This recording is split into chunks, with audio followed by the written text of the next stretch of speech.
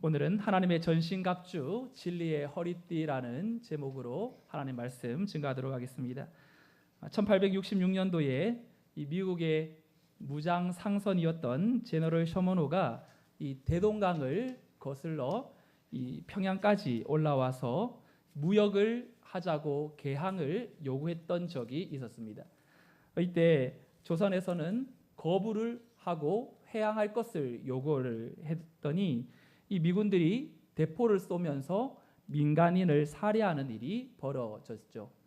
이때 조선군의 부대가 격렬하게 저항하면서 이 미군의 탄 배를 급습하고 불태우고 이 미국 선원들을 살해한 사건이 발생합니다. 그리고 5년 뒤에 이 1871년도에 이 미군이 이에 대한 이 원한을 가지고 조선을 강제적으로 개항시키기 위해서 이 당시 최신식 무기와 총탄을 또한 가지고 5대의 함대와 1200명을 동원해서 강화도로 보내는 이것을 신미양요라고 하지요. 그런데 그 당시 우리나라의 이 무기가 너무나 이 미군이 가지고 온 그런 무기에 비하면 열악했습니다. 하지만 이 조선은 나라를 지키겠다는 일념 하나로 절대 물러서지 않았고, 그럼에도 끝내 이 미군의 이 화력, 기동력, 규모의 이 우위를 이 바탕으로 미군이 조선군을 이기는 승리하는 사건이 발발하죠. 그런데 이 전쟁에서 미군들이 굉장히 놀라게 된 그러한 하나의 사건이 있습니다. 이 당시 미군의 총탄을 맞았던 조선인들이 쓰러지는 것 같다가도 다시 일어서고, 이 총탄의 이 총알 세례에도 용맹하게 적진을 향하여 달려오는 그 모습에 미군들이 굉장히 당황하면서 놀란 그런 사건이 있었습니다. 어떻게 이 총을 맞고도 조선인 군인들이 죽지 않고 일어설 수 있단 말인가? 당시 조선군들이 입고 있던 옷에 특별한 거기에 장비가 있었는데 그것이 그들을 보호하고 있었거든요.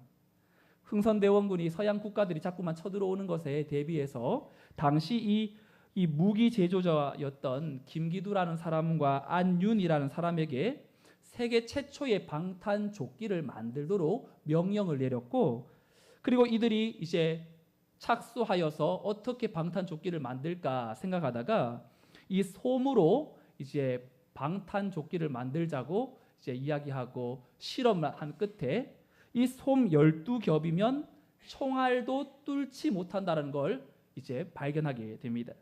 그래서 13겹으로 된 방탄조끼를 만들었죠. 이것이 바로 솜으로 누빈 갑옷이라는 뜻의 이 면제배갑인데, 사진을 보여주시면 이렇게 생겼습니다. 이것이 어쩌면 전 세계 최초로 개발된 군사용 개인 보호구. 방송실장 사진 한번 띄워주시겠어요? 네. 이 면제배갑의 이 원리는 오늘날 널리 사용되는 방탄조끼의 원리와도 같은데, 이 총알이 들어오면 이 운동 에너지를 방탄조끼가 흡수해서 이 총알의 속도를 늦추는 원리로 만든 그러한 옷입니다. 이 미군이 이 전쟁 이후에 이 조선 군인들이 입고 있었던 면제배갑을 가지고 이 자기네 나라로 돌아가서는 이 워싱턴 DC에 위치했던 이 스미스소니언 박물관에 보관했다가 2007년도에 이 국립중앙박물관으로 이전하여 보관 중이라고 합니다. 조선군들이 자신을 향해 날아오는 총탄도 무서워하지 않고 당당하게 앞을 향하여 달려나갈 수 있었던 비결은 어쩌면 자신의 몸을 보호해주는 방탄조끼를 착용하고 있었기 때문이라면, 여러분, 우리 성도의 삶은 영적 전쟁을 수행해야 될 우리에게도 입어야 될 옷이 있지 않겠습니까? 바로 그것이 하나님께서 우리에게 주신 전신갑주인 것이죠. 여러분, 우리가 왜 하나님의 전신갑주를 입어야 합니까? 오늘 본문 13절의 말씀은 이렇게 우리에게 그 이유에 대해서 설명하는데, 13절 말씀을 함께 읽겠습니다. 시작.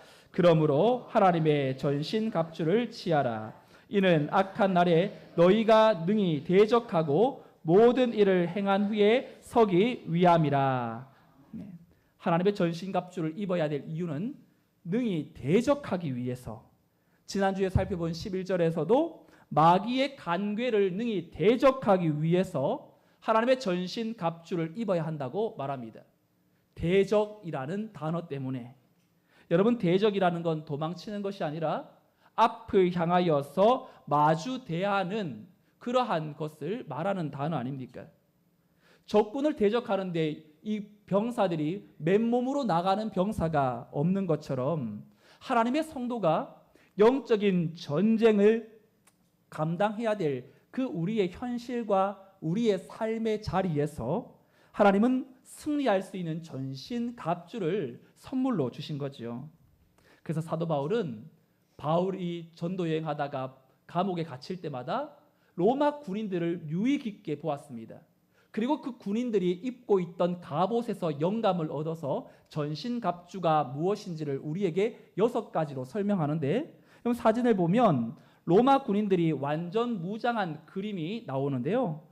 먼저는 진리의 허리띠를 띠어야 하고, 그리고 가슴에 붙이는 의의 호심경이 필요하고, 평안의 복음의 신발을 신고, 믿음의 방패를 들고, 구원의 투구를 쓰고, 성령의 검을 가지고 나가야 된다고 말합니다. 근데 여러분, 6가지의 전신갑주의 무기를 3가지로 나눌 수 있는데요. 몸을 보호해주는 호신용이 있고, 상대방의 공격을 막는 방어용이 있고, 상대방을 공격하는 공격용 무기가 있습니다. 이제 이번 주부터 한 가지씩을 살펴보려고 하는데, 오늘 우리가 영적 전쟁을 나감에 있어서 전신갑주의 첫 번째로 입어야 될 옷이 바로 진리의 허리띠에 대한 내용입니다. 여러분, 성경 여러 곳에 성경을 읽다가 혹시 이런 문장 본 적 있으세요?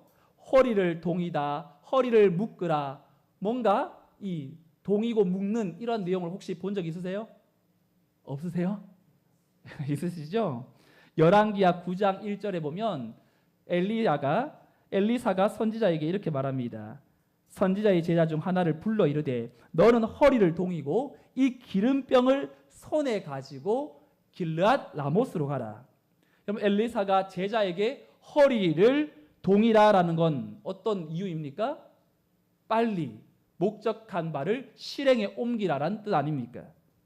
당시 옷이 통으로 된 원피스였기 때문에 허리를 묶어야지 이제 앞을 향해 달려가거나 내가 하고자 하는 일에 집중할 수 있기 때문에. 또한 허리를 묶는다는 건 이렇게 우리의 일상의 삶을 위해서만 필요한 것이 아니라 베드로전서 1장 13절 말씀에 보면 이렇게 기록되어 있는데, 이 말씀 같이 읽어볼까요? 시작. 그러므로 너희 마음의 허리를 동이고 근신하여 예수 그리스도께서 나타나실 때에 너희에게 가져다 주실 은혜를 온전히 바랄지어다. 아멘. 마음의 허리를 동인다라는 건 여러분 어떤 뜻입니까? 어떤 상황에서도 흔들리지 않도록 몸과 마음을 하나님께 집중하라는 그런 의미가 아니겠습니까? 그러니까 지금 영적 전쟁에 있어서도 제일 먼저 해야 될 것은 바로 진리의 허리띠로 내 마음을 단단하게 묶어서 고정시키는 것이 영적 전쟁의 출발점. 사실 성도가 제일 방심하기 쉬운 것이 어쩌면 이 진리의 허리띠라고 할 수 있어요. 남자들이 바지를 입고 내 몸에 딱 맞으면 간혹 허리띠를 하지 않고 외출을 해도 전혀 문제가 되지 않죠.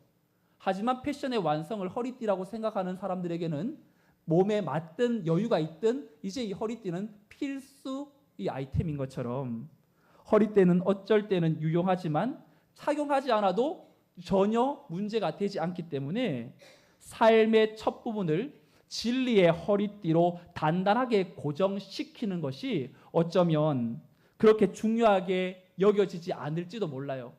그저 실전에서 잘하면 되니까 쉽게 내 마음을 무장시키는 이 첫 출발점을 간과하고 나갔다가 끝내 영적 싸움에서 패배하고 돌아오는 모습들을 많이 경험하지 않습니까? 여러분, 당시 로마 군인들이 입었던 옷을 한번 보여주시면 이 군인들이 입었던 옷은 이 치마를 입고 있었어요. 방송실 한번 화면 보여주시겠어요? 당시 로마 군인들은 기동성과 편의성 때문에 무릎까지 내려오는 치마를 입고 전쟁에 나갑니다. 왜 치마를 입고 나가냐면 이 기동력, 기동성을 높이고 신속한 달리기가 가능했기 때문에 그랬고요. 그리고 갑자기 옷을 바꿔 입거나 또 급한 화장실을 가야 될 볼 일이 있을 경우에 이 편리성 때문에 이 치마를 입었다고 합니다. 그러니까 이 몸에 옷을 다 입고 나서 허리띠로 이제 뛰게 되면 몸의 여유분을 잡아주므로 내 몸에 맞게 조절할 수 있고, 그리고 이 허리를 보면 칼이나 여러 가지 장비들을 착용해야 될 거기에 허리띠를 묶어야지 도리어 더 이제 흘러내리지 않고 단단하게 고정시켜 적군을 향하여 달려갈 수 있기 때문에, 만약 허리띠를 하지 않고 나간다면 어떻게 되겠습니까? 무장 해제가 되고 금방 적군에게 또 내가 전쟁에 치를 수 있는 상태가 되지 못하기 때문에 질 수밖에 없겠지요. 빈틈없는 군인의 자세를 갖추게 하는 마지막 마침표는 바로 이 허리띠였습니다. 근데 사도 바울은 로마 군인들은 옷을 다 입고 허리띠를 착용하는 마지막에 했던 것이라면 사도 바울은 허리띠를 먼저 띠라고 하죠. 근데 여러분, 그냥 허리띠가 아니라 어떤 허리띠라고요? 진리의 허리띠라고 말합니다. 여러분, 진리를 사도 바울은 제일 먼저 성도들에게 강조하는 이유가 무엇이겠습니까? 사탄은 우리를 넘어뜨리게 하기 위한 방법으로 진리를 교묘하게 바꾸어 버리는데 선수이기 때문에, 진리를 애매하게 만들어 버리면 결국 진리가 무너지면 다 무너지게 되어 있는 걸 사탄은 알기 때문이죠. 하나님은 아담과 하와에게 선악을 알게 하는 실과를 먹지 말라고 했습니다. 그것을 먹는 날에는 반드시 죽을 것이라고 진리를 선포했죠. 그런데 먹으면 죽는다라는 이 극단적인 하나님의 진리의 말씀을 사탄은 노렸어요. 창세기 3장 1절에서 하와에게 이렇게 질문하죠. 하나님이 참으로 너희에게 동산 모든 나무의 열매를 먹지 말라 하시더냐? 이렇게 묻자 하와의 대답이 3절에 보니까 동산 중앙에 있는 나무의 열매는 하나님의 말씀에 너희는 먹지도 말고 만지지도 말라, 너희가 뭐 할까 하노라? 죽을까 하노라. 조금 하와의 답변이 진리에서 느슨해져 있음을 발견하게 되지 않습니까? 이때 사탄은 그 하와의 느슨해진 틈을 타고 4절에서 이렇게 말하지요. 너희가 결코 죽지 아니하리라. 진리가 느슨해지면 망하게 되어 있습니다. 오늘날도 똑같은 것이죠. 사탄은 우리에게 자꾸만 이 하나님의 말씀을 진리로 여기지 않도록 만듭니다. 또한 하나님의 말씀을 잊어버리고 살도록 만듭니다. 그저 예배 한 번 나가서 말씀 듣고 그것을 끝이고 할 일 다 한 것처럼 생각하게 만듭니다. 포스트 모더니즘이라는 단어를 한 번쯤 혹 들어보셨을 거예요. 포스트 모더니즘이라는 말의 정확한 의미와 논의가 좀 많은 이 논쟁의 여지가 있지만, 특별한 한 가지의 이 특징이 있다면 포스트 모더니즘 시대는요, 확실하고 보편적이고 절대적인 진리를 인정하지 않는다는 겁니다. 모든 지식과 진리는 상대적이라는 거예요. 그래서 누구든지 내가 가지고 있는 진리를 이야기하면 꼰대라고 말하는 시대입니다.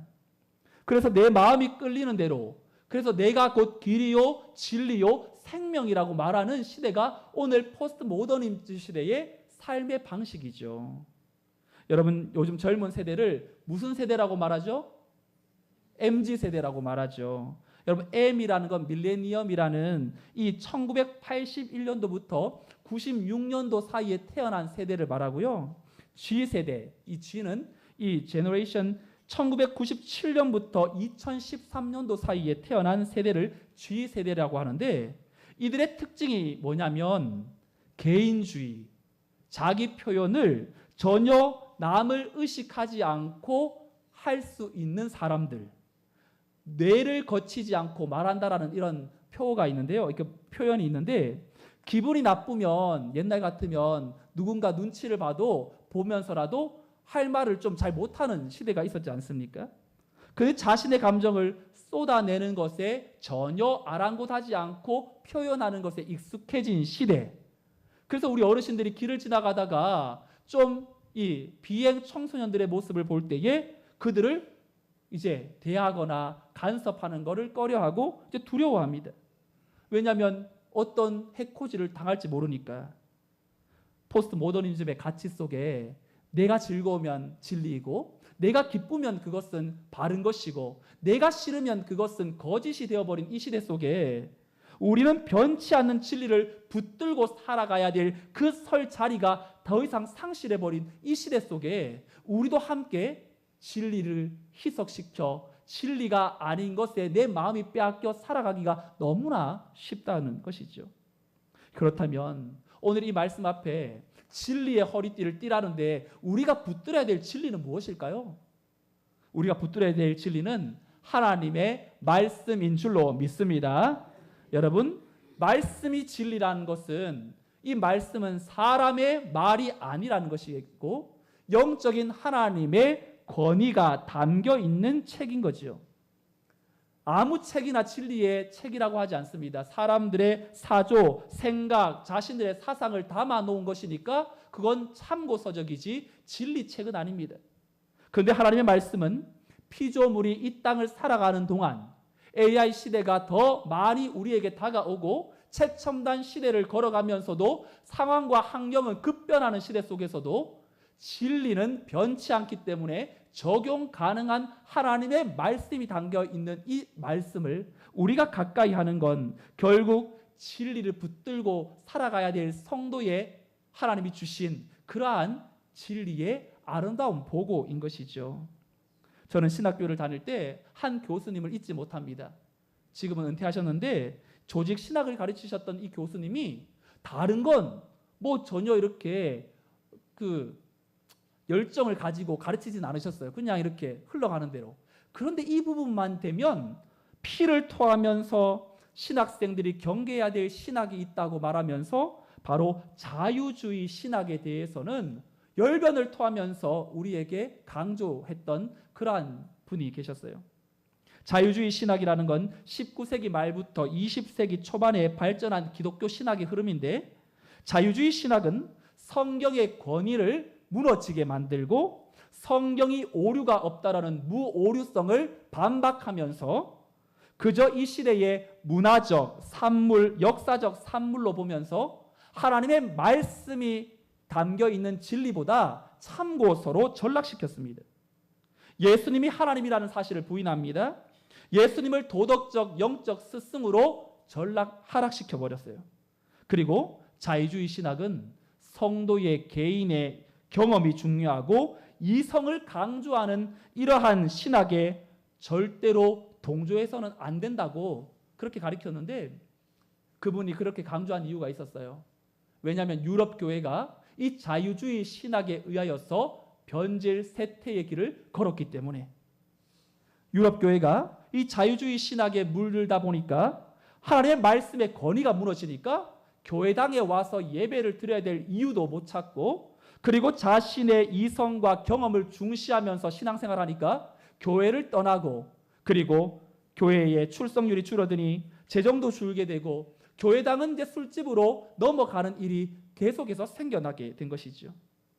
사탄은 하나님의 말씀의 권위만 무너뜨리게 되면 교회는 자연스럽게 힘이 약화되고 성도는 신앙의 뒷걸음질 치면서 결국 하나님을 떠나게 될 것이라는 것을 이용하고 지금도 진리의 물타기를 시도하고 있습니다. 예수님은 사탄을 거짓의 아비라고 말하죠. 여러분 사탄도요 100% 거짓말을 말하진 않아요.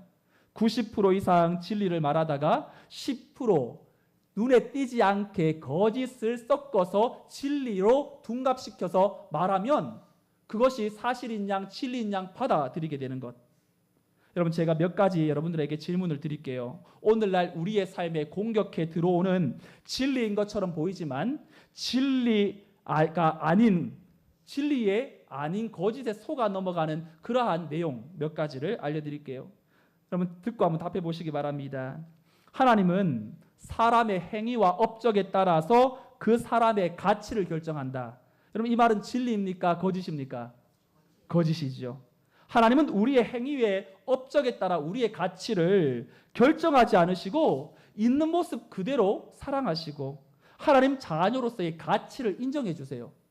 근데 사탄은 성과주의에 길들이게 함으로 말미암아 시대의 가치를 진리로 여기게 만들고 성도의 정체성을 업적에 묶어두려는 시도를 마음속에 계속해서 주입시키죠.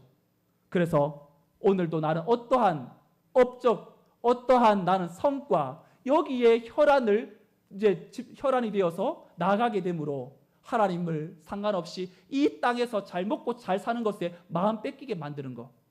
두 번째 질문.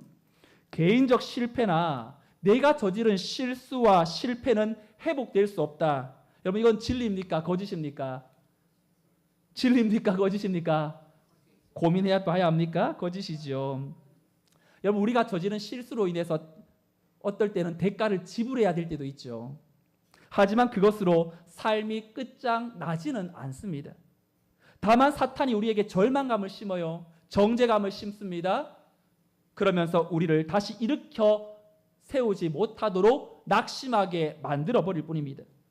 여러분 많은 연예인들이 혹 자신의 인생을 비관하고 자살로 마무리하는 분들은 왜 그런 선택을 합니까? 이미지가 자신의 생명과 직결되기 때문에 무언가 그 이미지가 훼손되면 다시금 일어설 수 있는 기회를 놓쳤다고 생각하고 무언가 극단적인 선택을 통하여서 거짓 진리에 속고 있는 모습들이 많은 거 아니겠습니까? 우리도 생각지 못한 실수와 실패의 길에 들어설 때가 있어요. 그럴 때 하나님은 우리를 용서해 주시고요. 다시 기회를 주시는 분이세요. 그래서 오늘 우리가 이 자리에 염치 불구하고 다시 나올 수 있는 이유가 있는 것 아니겠습니까? 세 번째 질문. 결혼 생활이 불행한 건 배우자를 잘못 만났기 때문이다. 그럼 진리입니까? 거짓입니까? 진리라고 말하고 싶은데 거짓이라고 말해야 되는 여러분들의 얼굴이 보입니다. 여러분 결혼 생활이 순조롭지 못한 건 맞지 않는 사람을 만났기 때문이 아니죠.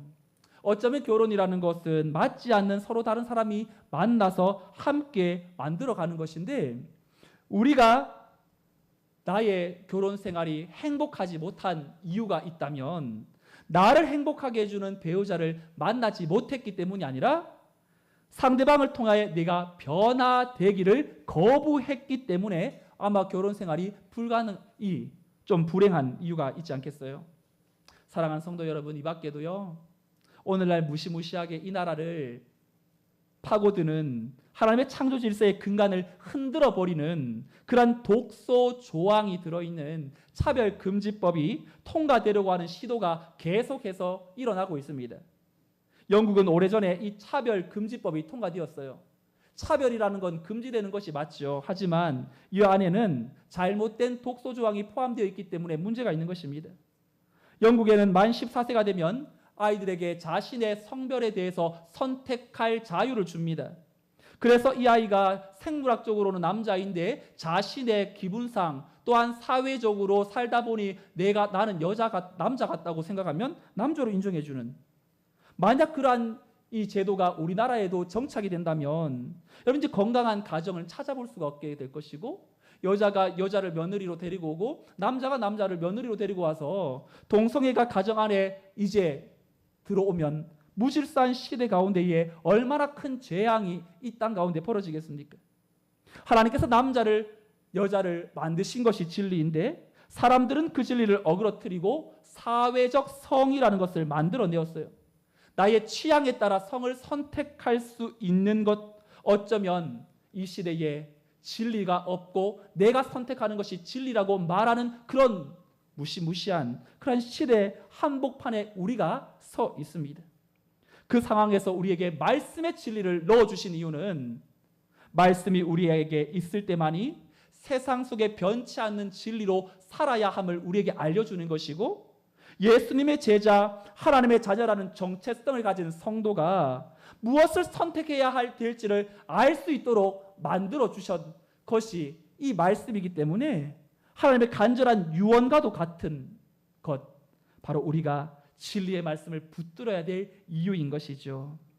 여러분, 오늘날 살아가는 사람들을 바라보면서 어떤 이들은 일시적인 쾌락과 만족을 얻으려고 금지된 행동이나 불법적인 행위를 하는 이들이 있습니다.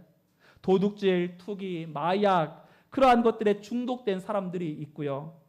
또는 내가 가진 힘으로 누군가를 통제하면서 거기에서 얻는 희열감을 느끼는 사람이 있고, 피해를 당했다면 보복하는 것이 마땅하다고 여기면서 타인에 대한 복수와 보복심을 통해서 받은 것을 돌려줄 때 나의 이 존재 가치를 인정하려고 하는 그러한 짜릿함을 추구하는 사람, 사회적으로 윤리적으로 규범에서 벗어나는 행동을 하면서 방종을 일삼는 사람. 여러분, 왜 이런 일들이 일어납니까? 죄로 인해 얻는 세상적 기쁨이 크기 때문에.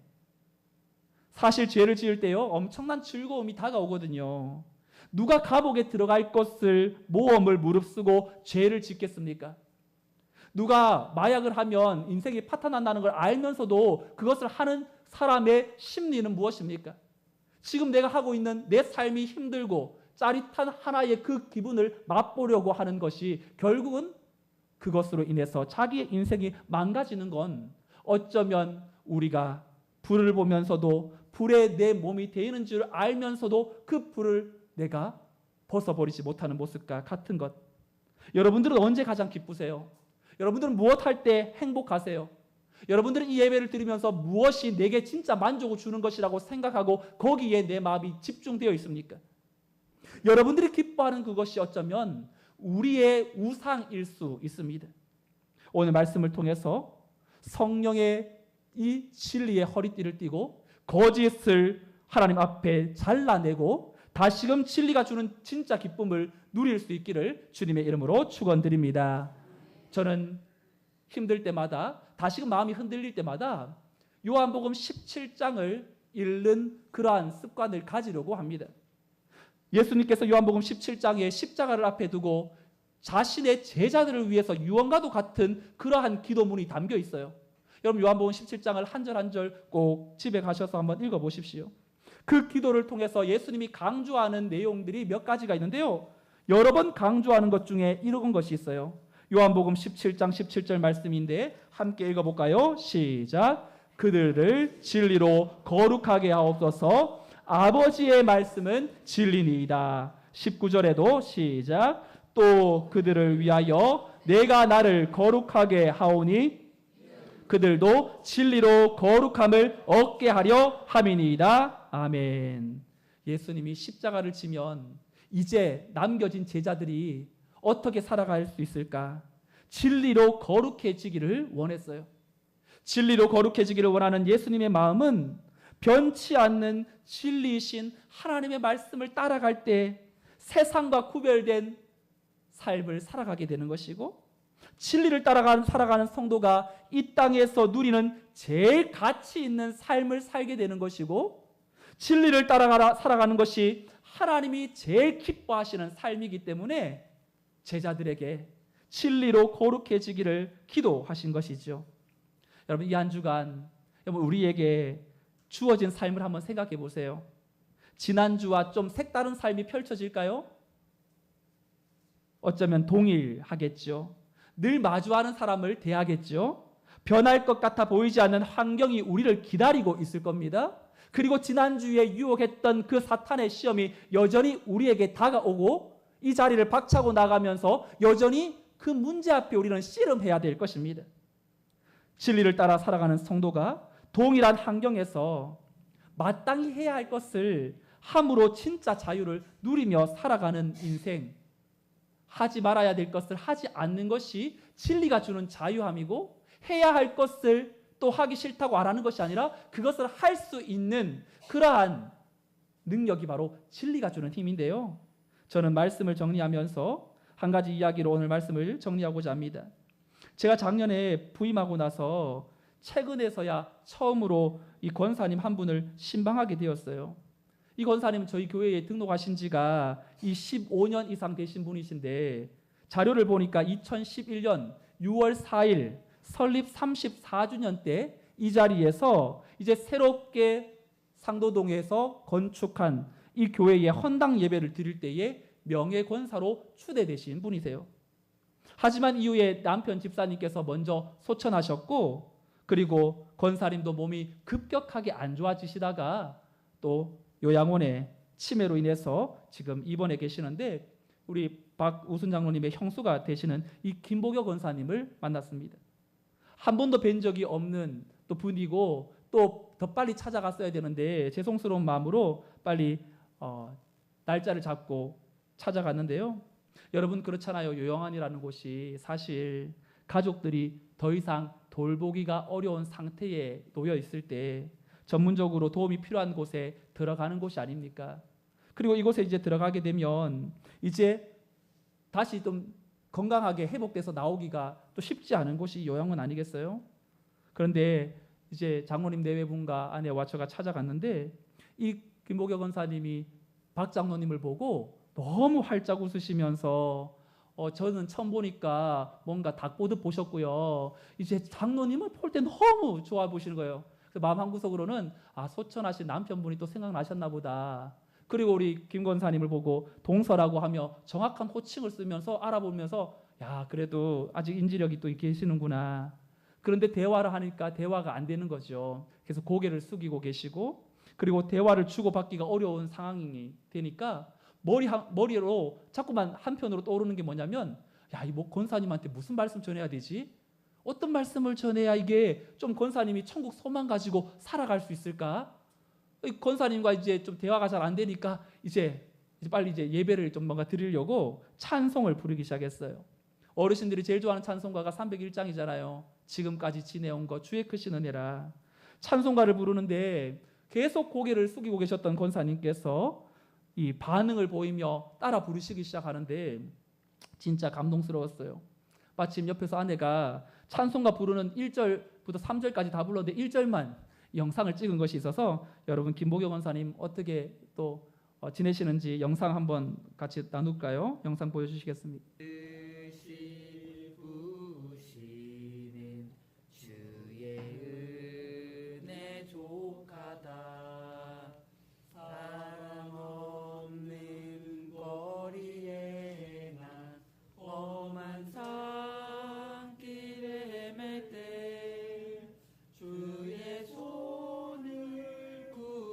잡고 찬송하며 가리라.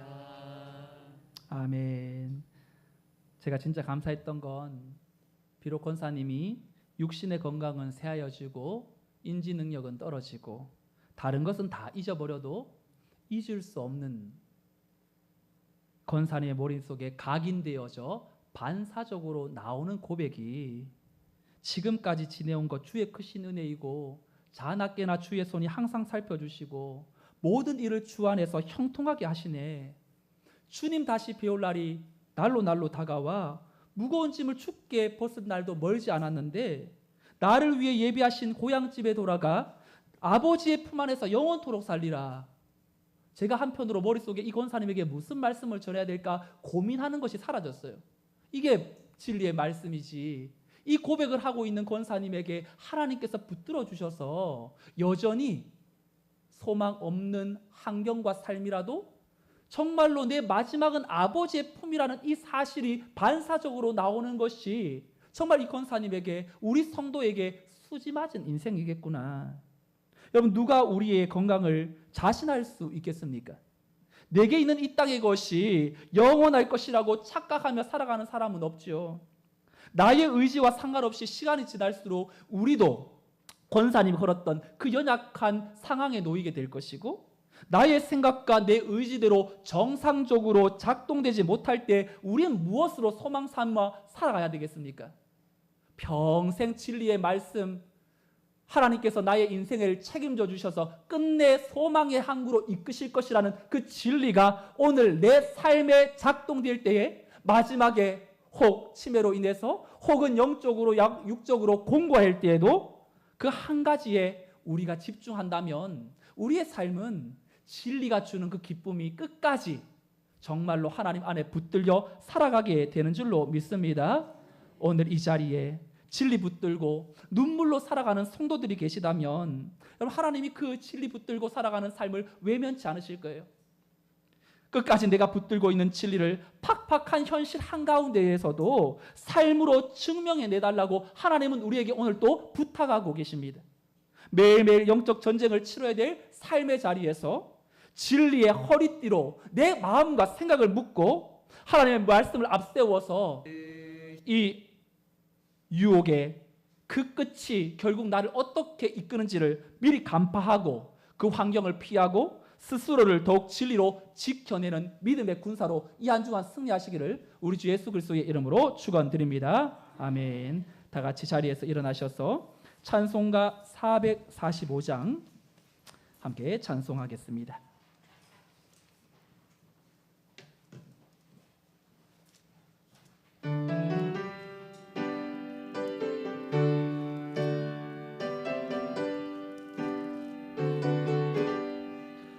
태산을 넘어 험곡에 가도 빛 가운데로 걸어가며 주께서 항상 지키시기로 약속한 말씀 변치 않네. 하늘의 영광 너의 맘속에 차고도 넘쳐 할렐루야를 힘차게 불러 영원히 주를 찬양하리. 캄캄한 밤에 다닐지라도 주께서 너에게 계시고 나에게 밝은 빛이 되시네.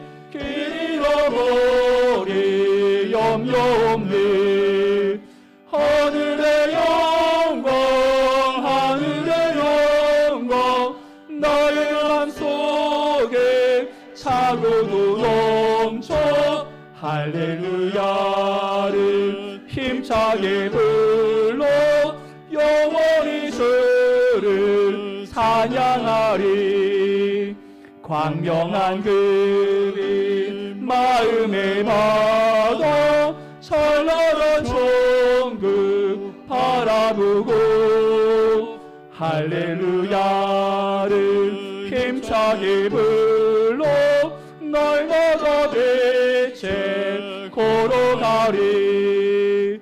하늘의 영광 나의 맘속에 차고도 넘쳐 할렐루야를 힘차게 불러 영원히 주를 찬양하리. 우리 함께 이 시간 기도하겠습니다. 하나님의 진리의 말씀을 세상이 주는 쾌락보다 더 사랑하는 성도가 되게 하여 달라고. 진리가 주는 기쁨이 세상이 주는 기쁨보다 더 크고 놀라운 걸 체험하게 해달라고. 당당하게 진리를 선택함으로 죄의 달콤한 유혹을 이기고 하나님의 기쁨으로 살게 하여 달라고.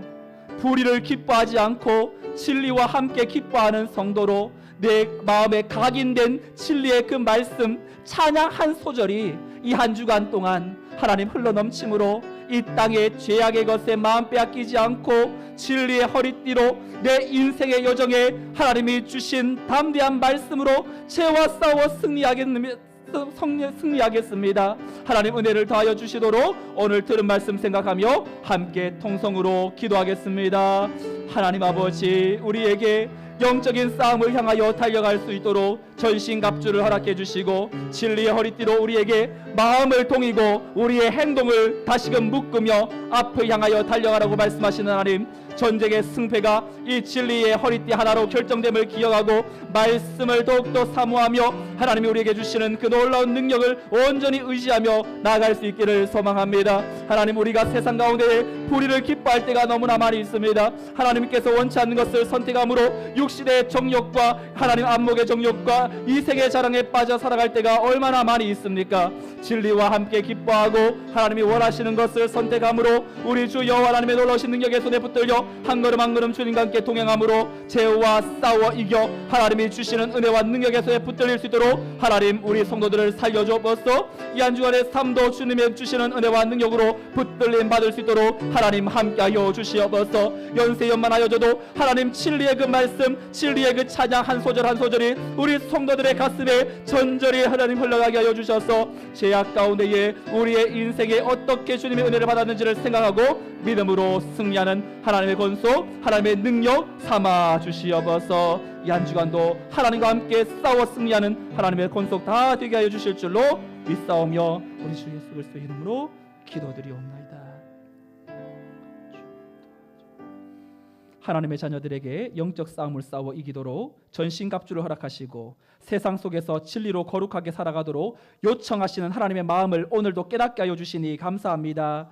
진리가 무너진 세상에서 자신의 소견에 옳은 대로 행동하는 시대 속에 진리를 선포하고 진리를 붙들고 살아가는 것이 얼마나 어려운지 매 순간마다 다가오는 사탄의 시험을 우리는 이길 수 있는 힘이 없나이다. 생각을 무너뜨리고 하나님의 기쁨보다 세상이 주는 찰나의 기쁨을 더욱 추구하며 아무 생각 없이 살아가게 만드는 사탄의 교묘한 속임수를 진리의 말씀으로 무장하여 나아가게 하여 주옵소서. 하나님의 말씀을 지켜 살아가는 그 기쁨이 얼마나 소중하고 중요한지를 깨달아 세상이 주는 기쁨에 속지 않게 하시고 끝내 내 삶을 비참하게 만드는 육신의 정욕을 분별할 수 있는 지혜와 결단을 허락하사 진리 안에 진정한 자유와 기쁨을 누리게 하여 주옵소서. 오늘 예배하는 성도의 삶에 경제적 곤핍으로 인하여 육체의 질고로 인하여 고통하면서도 진리의 말씀을 놓지 않고 반드시 일으켜 세워주시리라 약속하신 말씀을 붙들고 살아가는 성도들을 위로하여 주시고 하늘의 신령한 것으로 갚아주시옵소서. 이제는 우리 주 예수 그리스도의 은혜와 하나님의 크신 사랑과 성령의 위로교통 충만 역사하심이 진리의 허리띠로 단단히 묶고 영적 싸움에서 승리함으로 진리의 기쁨을 추구하며 살아가기를 다짐하는 주의 성도들의 삶과 가정과 자녀와 생업 위에 진리이신 예수 그리스도를 만나야 될 우리 안의 영적인 장결자와 우리가 품은 태신자 위에 이 교회와 나라 민족 열방 위에 이제로부터 영원토록 함께 있을지어다. 아멘.